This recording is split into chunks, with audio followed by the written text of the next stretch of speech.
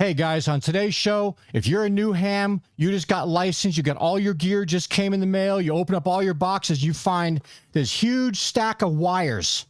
Where does this all go? How do you hook everything up? Why aren't things ready to go? We're going to answer that and a lot more. That's right here, right now on Ham Radio for Non-Techies.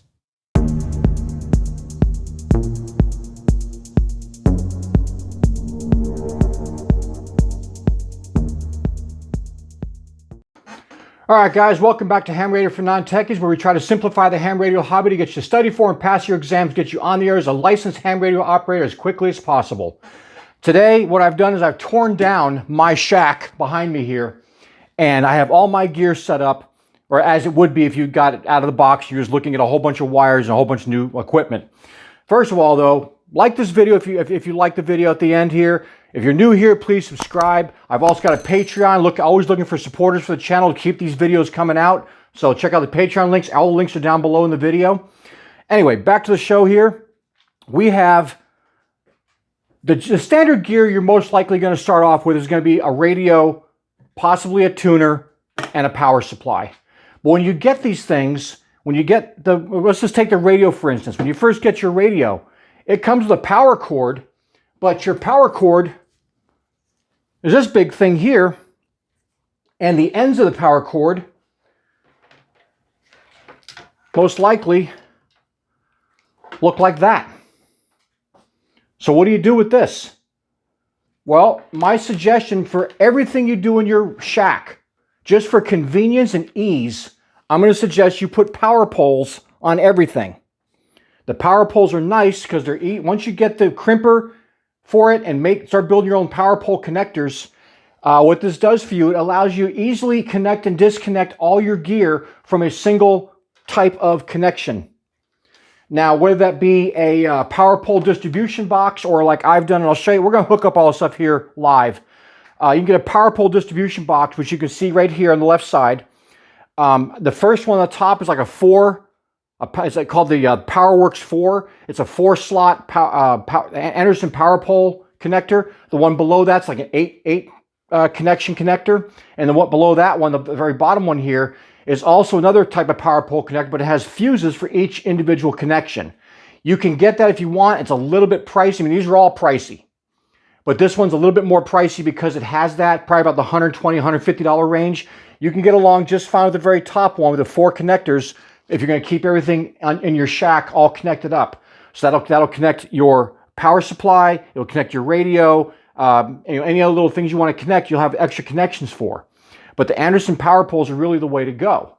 The problem is a lot of new hams get in here and you buy new gear and you might not know that your wires are going to come bare.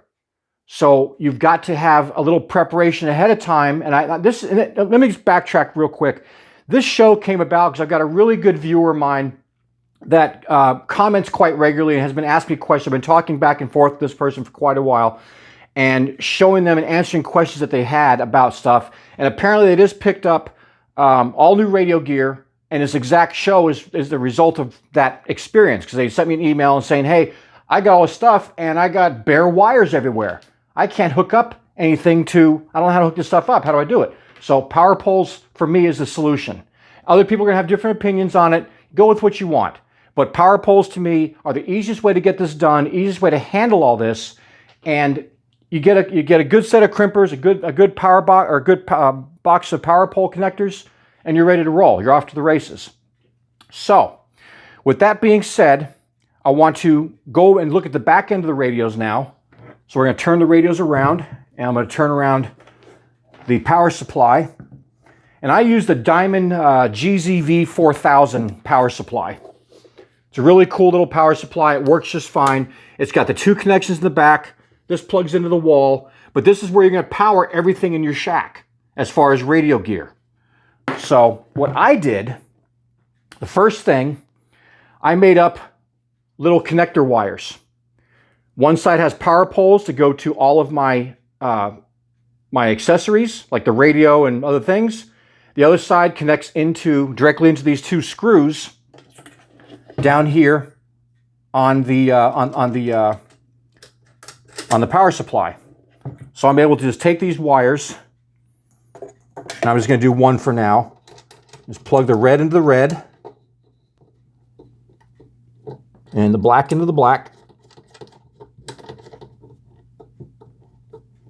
Just like so, nice and tight connection. I normally have two of these in here, but just for the sake of the show here and keeping it short, I'm just doing the one. So with that one connector now, I can connect my radio.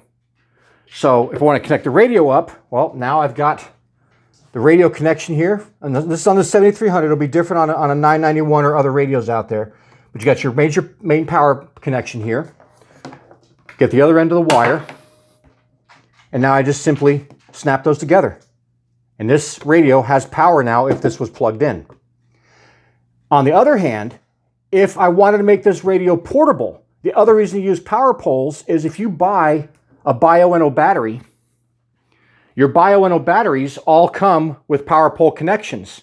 So if I wanted to take this rig out, I mean, I've got a second 7300 that's dedicated to doing parks on the air. But if I wanted to take this one out, I can now just take this apart, now separated from the power supply. I'm out in the field. I can plug it right into my battery here, and I'm ready to go. I'm off to the races. Everything's rolling. So there's reasons why I use the power poles. It's so convenient, and you want to get them for everything you have in your shack. I mean, anything that takes power, use power poles. Again, I know people have differing opinions on that. Some people hate power poles. I don't understand why. Once you learn how to do it, they work, and they work every time. If they ever screw up, you cut them off, strip the wire, make a new set. Now, as far as power pole connections or connectors go, I'll have links for all this stuff down below. I got the PowerWorks pack, and inside the pack here, it comes with all of your connectors for 45 amp, 30 amp, and 15 amp. It also has your little connectors here and here, which these, once you get everything connected up, these things will actually fit together. And I get it here done here in a second. Just like so. So those will connect together and be one solid little connection. You can actually drop, they have these little parts here they put in here. You can drop that inside that'll lock these things in permanently, which is a cool thing. But yeah, you get these connectors, you get the appropriate connector for the size gauge wire you have, and you can take this and put your wire in there carefully, and you crimp that on. Of course, you don't want bare wire showing, so cut the wire accordingly so it's just the length of what you have going here. And I've got a video on doing power pole connectors, so you can go back and reference that. But you want to get your power pole on there, crimp this, then you place this inside whichever color, you know, red for positive, black for negative, and put that in there, and you're done. That's all you got to get. That's all you got to do for this. So I suggest you pick up a set of these. I think these run about $50 on PowerWorks website. I was going to put an affiliate link for this on Amazon. There isn't really one. Just go to powerworks.com. Again, links in the description. You can pick this up. But you're also going to need a power pole crimper. And I talked about this during my Christmas show last year. The power pole crimper, this is a ratcheting power pole crimper, and it has different size. It's got different crimps for the different types, the 15, the 30, and the 45 amp. And you slide, you can't really, I don't know if you can see on the video here, there's little holes back inside of here. You'll slide the connector into that. You'll bring it down till it's got the first ratchet, and you just squeeze it tight until you hear it click, and you're done. Your power poles are now crimped. These run about, I think I can get these on Amazon. I'll put a link for that as well. I think these run about 30 bucks, but it's a very good investment to have. You're going to use them throughout your time in ham radio. Anytime you get anything that requires power, you're going to want to make more power pole connections, or if you got to make repairs to some of your power poles, these are going to come in handy. The only other thing in addition to that is going to be, of course, wire strippers. And these are my micro wire strippers. These go from 12 gauge down to like 28 gauge. Really, really, really small gauge wire cut or wire snips. And I got these over at Lowe's or Home Depot. I think they're like 15, 20 bucks. They weren't expensive. It's Klein tools. Really, really good to have. The other one, as you guys have seen me use before, is the Irwin Vice Grip. These are the Vice Grip wire strippers. And these are nice because you can take any wire. I'm just going to grab just a little piece of wire here. You have this little yellow thing here you can adjust how long or how much exposed wire you want in here. Usually I keep it right at the default, which is pressed all the way up. You put the wire into the thing up against that and press. Boom, done. No frays, no problems, nice clean cut. And you got a perfect wire that's ready to go into a power pole. Which brings me to another thought here. If you're going to make power poles for your radio and your other accessories in ham radio, try to use the same gauge wire that you have. Like for instance, this wire goes into my 7300. This is the same gauge wire that came with the power wire on the 7300. So try to match that as close as you can if you can. It'll make your life easier and have less chance of having problems and issues down the road. Okay, so we covered power poles, power poles, power poles. I hope I drilled that into your head enough to where you want to use them. So let's go into like how to hook up, because the other question he had was, how does all this stuff hook up? He's got a tuner, he's actually using a battery, which is why I brought in the battery option as a power source, because when he got the battery, he saw the power pole connections and saw the bare wires for the radio. It was like, how does this work? Well, that's the solution, Anderson power poles. So to hook up your radio, and every radio is going to be a little bit different, but there's a lot of similarities. I know with the for the tuner and the 7300, there's a different cable, which is this one here, that is going to be different than the cable that comes with that you get for the Yaesu 991. So the way this one would work to hook up your tuner, this area, this connection obviously goes into here, just like so. On the other side, on the tuner side, this will actually provide power for the tuner. So these parts go in here, and this one goes in here. The tuner is now hooked up. So his next question was, well, you have all these connections on the back of the tuner and the radio, and it's going out to the antenna, blah, blah, blah. How does that all work out? Well, that's where the next part comes in. We're going to pretend, just for a moment, come with me to fantasy land, and we're going to pretend that this cable here, this coax, is going out to my antenna outside. So you want to put that on the antenna side of your, as I say, antenna 2. Sorry, my mistake. Should be antenna 1, I believe. There we go. So I now have that hooked up to the antenna port on the back of the tuner going out to the antenna. To hook up the tuner to the radio, we have you want to get a small little 3-foot coax, PL259s on the ends. We plug that into the 7300 or your 991 or whatever radio you've got.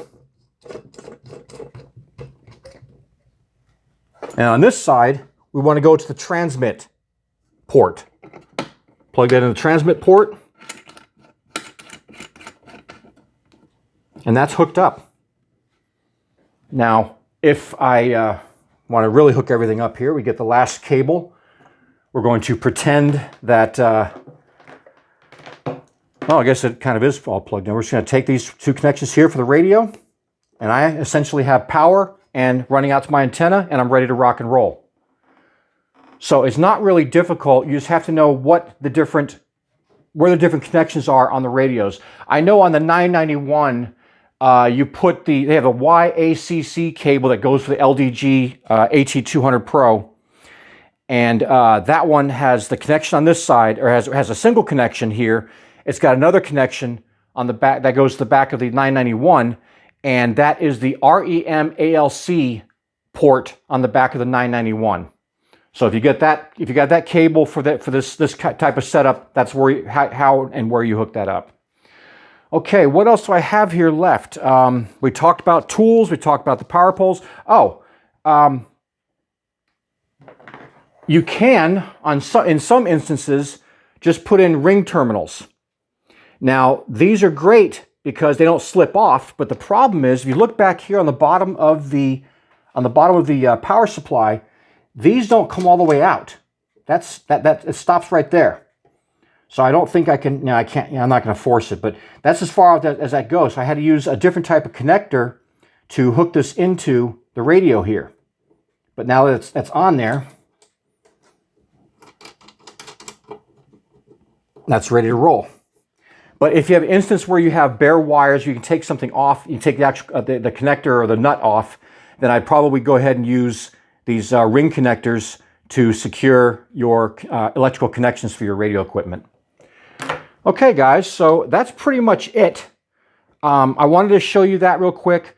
I also have my my other POTA rig, which has my 891 in it, which has the power pole distribution block. I was going to bring that up here, but it's kind of self-explanatory. If you get one of those power pole distribution blocks, you can plug everything into that. You can put it right here on your desk, or however you got your shack set up, and be able to move things around, unplug things really easily without having to go back on the back end, because you get a lot of wires. If you get a lot of gear, you're going to put a crap load of wires, and wire management is going to become a major, major pain for you.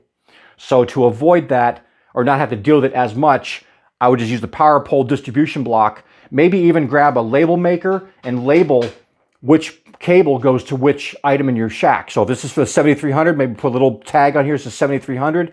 This one could say tuner. This one could say power supply. You know, just label everything so you know where everything is. If you have to take something apart, you don't have to sit there and go, well, where did this plug into? You know, keep it simple and just plan ahead. So that's pretty much it, guys. I hope this was I was able to help you guys or explain to new hams what you can expect when you buy all your new gear. It's not going to come ready to go because there's so many different ways you can hook up power to power your rigs and power your extra accessories, and different people do it different ways. I prefer the Anderson power poles because they seem to work just fine. I have the whole kit. I can make more if I need to, and I'm happy. It works. So you do what you feel is going to be best for your budget, but always try to be safe. Again, you're playing with electricity, and granted, it's not a hell of a lot of electricity, but it's still electricity, and you want to make sure that you're doing it right so you don't screw up the investment you've made in the equipment you bought. Anyway, guys, give me a thumbs up, subscribe if you're new here, and I appreciate any Patreons that want to come in and become a Patreon supporter. And until then, guys, this is Hamburger for Non-Techies, and we are clear.